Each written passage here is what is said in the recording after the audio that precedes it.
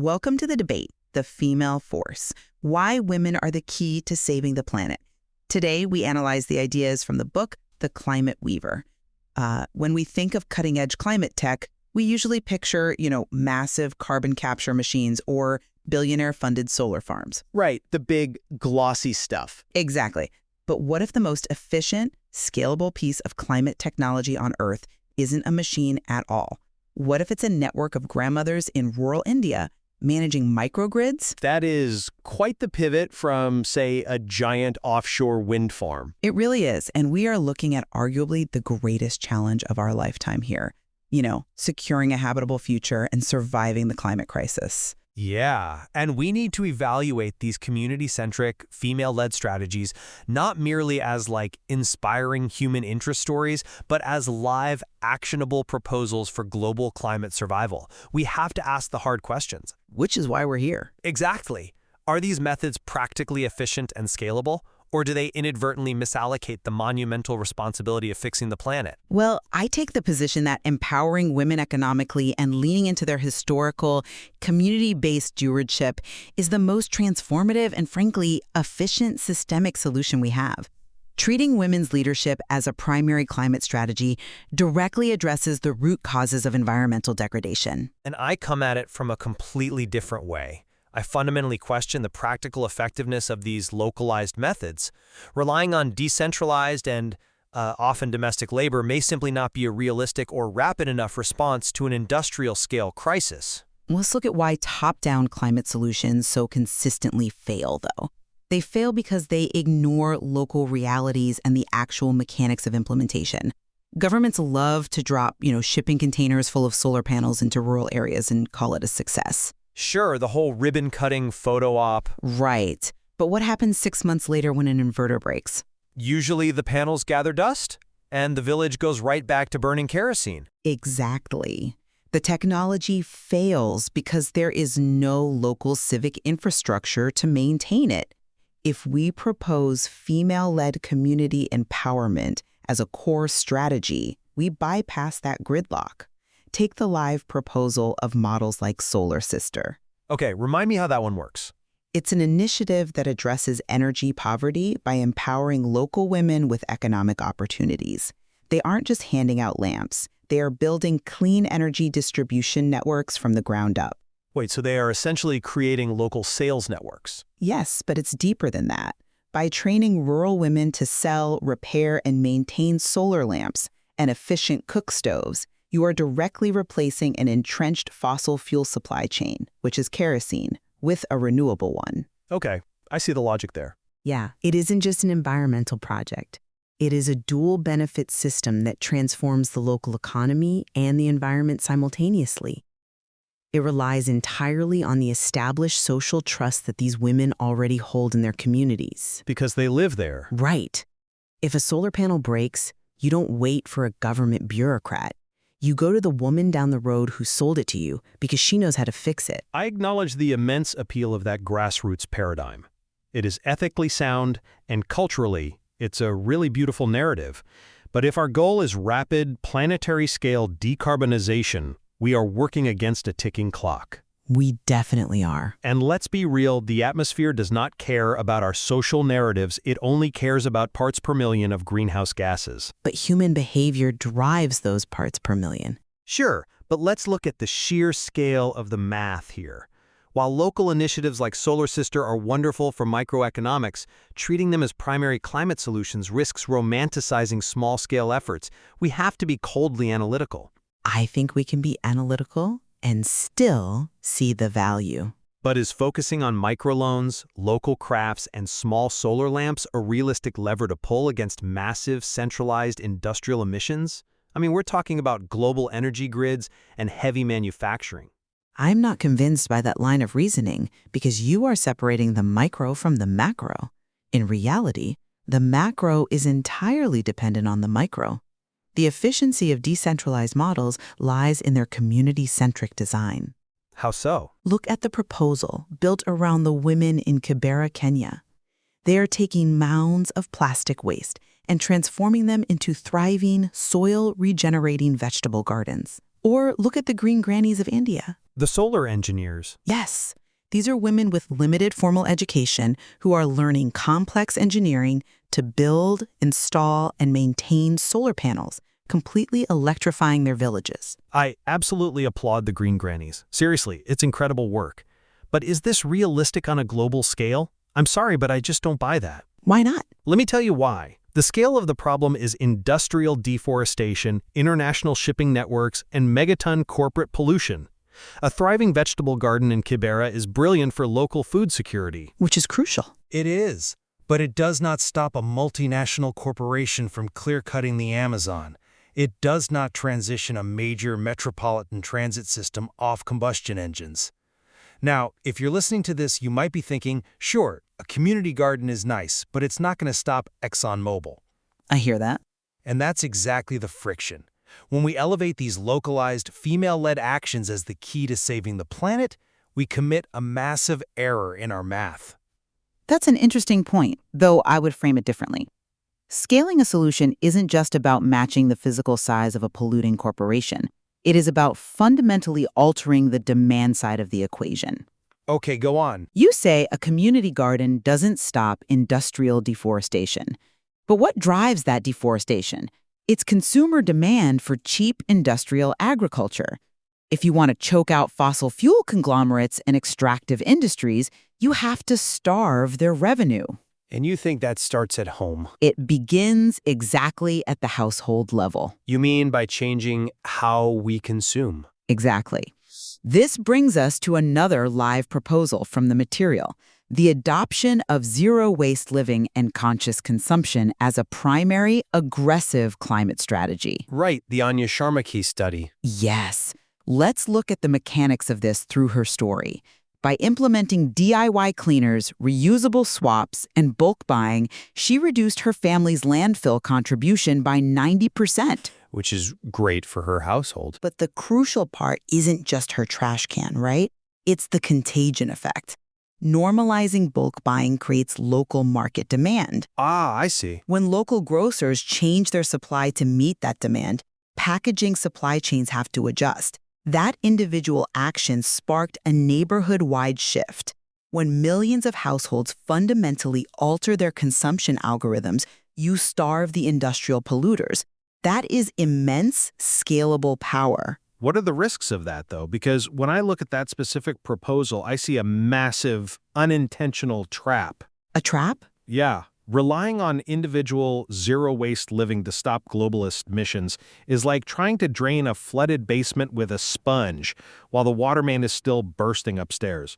We are putting the burden of cleanup on the homeowner instead of turning off the municipal valve. I see the analogy, but it's... Let me push that a bit further if you don't mind, because this inadvertently shifts the monumental burden of climate action squarely back onto women's domestic labor. We are taking a systemic crisis created by fossil fuel conglomerates and privatizing it. I wouldn't say we're privatizing it. But we are asking women to spend their extremely limited time mixing baking soda and vinegar to make floor cleaner, or managing complicated reusable diaper systems and curating capsule wardrobes. That is a form of household austerity masquerading as empowerment. Austerity is a very strong word for taking control of your family's health and economic footprint. But is it really efficient to rely on the unpaid, invisible domestic labor of women to offset industrial emissions? Shouldn't we be directing all our energy toward demanding systemic, regulatory reform of the industries themselves? Well, they aren't mutually exclusive. Sure, but if a corporation is poisoning the river, we shouldn't ask mothers to build better water filters in their sinks. We should shut down the pipe at the factory. I see why you think that, but let me give you a different perspective. It's not about austerity, it is about reclaiming agency. When women control the economic flow of the household, they dictate market terms. Right, the demand side again. Exactly. You can't regulate a factory if the entire population is entirely dependent on the cheap goods that factory produces. You need a bridge. Okay, I'll give you that. We do need a bridge. And this concept of reclaiming systemic control transitions perfectly into how we approach global food systems, which is arguably our most vulnerable infrastructure right now. Right, because modern agriculture is incredibly brittle. Highly brittle. It is petroleum-dependent, water-intensive, and extremely vulnerable to climate shocks. The alternative proposal we see here is to revert to and elevate indigenous women's agricultural practices. This is the section on seed keepers, correct? Yes, we are looking at the historical role of seed keepers. What does seed keeping actually look like in practice, mechanically? It is the meticulous selection, storing, and exchanging of crop varieties by indigenous women.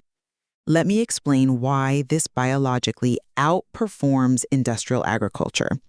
Industrial farming relies on cloned monocrops. Right. Planting thousands of acres of the exact same corn. Exactly. You plant 1 million identical stalks of corn. They yield a massive amount of food, but because they share the exact same DNA, a single new fungus or a sudden drought can wipe out the entire million stalks overnight. Because there's no adaptation. Precisely. Seed swapping, on the other hand, creates vast genetic diversity. These women are curating thousands of microvarieties.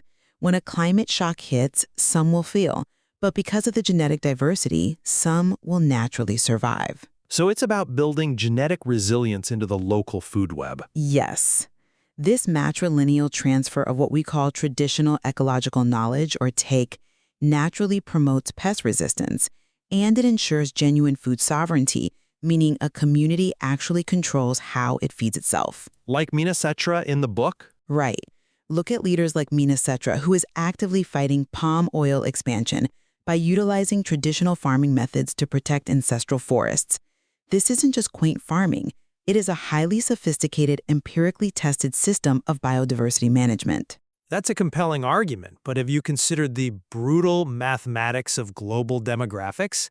Does this actually work in the long run? I believe it's the only thing that will. But right now, we have to feed 8 billion people, with a massive percentage of them living in hyper-dense concrete urban environments like Tokyo, Mumbai, and New York. The density is a challenge, absolutely. It's the defining challenge.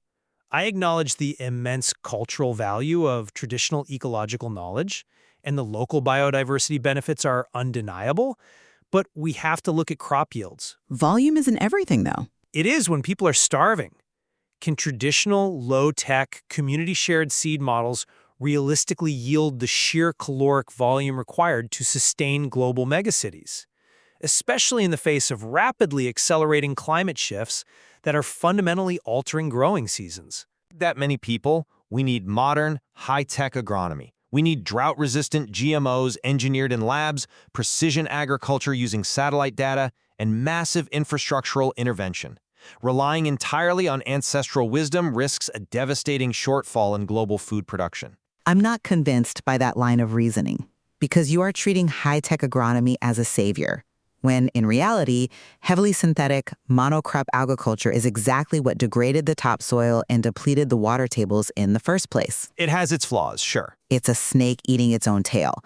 The proposal isn't to reject modern scale, but to integrate the principles of traditional ecological knowledge into modern systems so they don't collapse. But how do you actually integrate grassroots indigenous knowledge with top-level national policy? They seem worlds apart. You have to literally change who is writing the policy.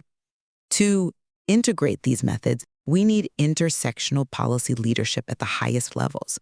This is why the proposal of gender-responsive climate policies is not just a nice add-on. It's a necessity. It is the core architecture of survival. Let's define that, because gender-responsive climate policy sounds like heavy academic jargon. What does that actually mean practically? It means designing infrastructure that accounts for reality. It doesn't mean a corporate diversity quota. It means, for example, if you are building a clean water infrastructure project in a developing nation, you actually map the routes that women take to fetch water. Because they are the primary end users. Exactly. If a group of male engineers puts the well in a place that is structurally convenient but unsafe for women to walk to, the well goes unused. That's a failed policy. When you have women as the architects of high-level diplomacy, you see a distinct shift in strategy. Like who? Take Christiana Figueres. She was the driving force behind the Paris Agreement. Okay, so a shift toward what exactly? When women lead policy, the data shows they prioritize consensus building and they direct resources specifically to frontline communities. They understand intersectionality. The idea that climate issues are tied to social issues? Right. The idea that climate degradation is inextricably linked with social inequities like poverty and lack of education. Funneling resources to those frontline communities is the most efficient way to ensure long-term equitable survival, because those are the communities actually implementing the localized solutions we just talked about. I absolutely agree that our policies must be equitable. No one is arguing for unjust climate action. But I am issuing a stark warning about diluting the urgency of emission reductions. How does equity dilute urgency? Because it risks turning an engineering and physics emergency into a sociological purity test. When we insist that every single climate initiative must simultaneously solve deep-seated historical, social, and racial injustices, They're connected, though. they are. But when we tie the immediate deployment of renewable energy to the complete dismantling of systemic oppression, we create an impossibly slow timeline for action. I don't think it's a purity test. I think it's... But look at how things get tied up in bureaucratic review.